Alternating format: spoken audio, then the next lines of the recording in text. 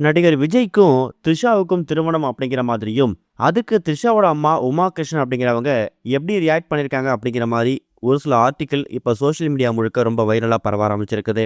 குறிப்பா த்ரிஷா அப்புறம் விஜய் இவங்க திருமணத்தை பத்தி பரவக்கூடிய ஒரு முக்கியமான ரீல்ஸுக்கு த்ரிஷாவோட அம்மா இப்படிதான் வந்து ரியாக்ட் பண்ணியிருக்காங்களாம். கடந்த ஒரு 2-3 வாரமாவே விஜய் அப்புறம் சங்கீதா இவங்களோட விவாகரத்து செய்தி ஒரு பக்கம் இருந்தாலும், த்ரிஷா கூட விஜய் எதுக்காக அந்த திருமண நிகழ்ச்சியில ஒன்னா கலந்துக்கிட்டாரு, இது வந்து எதாச்சியா நடந்ததா, இல்ல சங்கீதா வந்து விவாகரத்து மனு தாக்கல் பண்ணதுக்கு பிறகு இப்படி ஒன்னா வர்றதுக்கான காரணம் என்ன, மறைமுகமா ஏதோ விஷயத்த சொல்ல வராரா அப்படிங்கிற மாதிரி எக்கச்சக்கமான விஷயங்களை சோசியல் மீடியா முழுக்க நெட்டிசன்கள் அவங்களோட கருத்துக்களை பதிவு பண்ண ஆரம்பிச்சிருக்காங்க. பத்தாயிரத்துக்கு சங்கீதா விவாகரத்து மனுல ஒரு முக்கியமான விஷயத்த மென்ஷன் பண்ணியிருக்காங்க.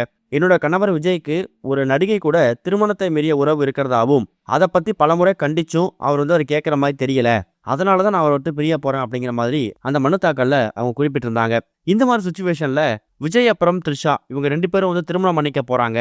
அதுலயும் சங்கீதாவை விஜய் விவாகரத்து பண்ணதுக்கு பிறகு ஏப்ரல் 20ஆம் தேதி இவங்க விவாகரத்து மனு மீதான விசாரணை வந்து வரப்போகுது.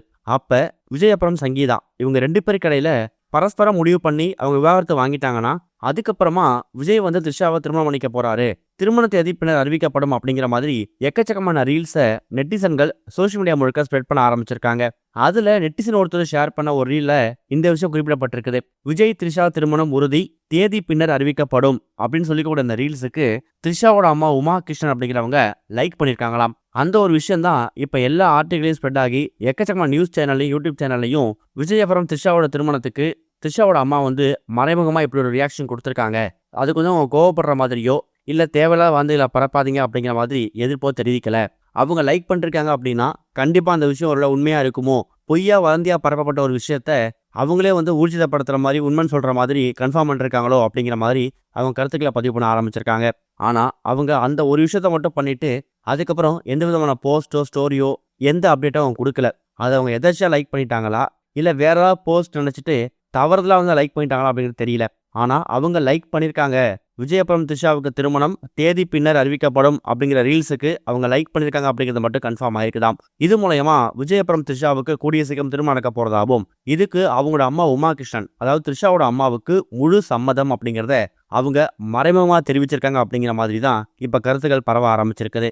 இதை பற்றி விஜய் தரப்பை சேர்ந்தவங்களோ இன்னொரு பக்கம் த்ரிஷாவோ எந்த விதமான எதிர்ப்பும் அப்ஜெக்ஷனும் அவங்க தெரிவிக்கல.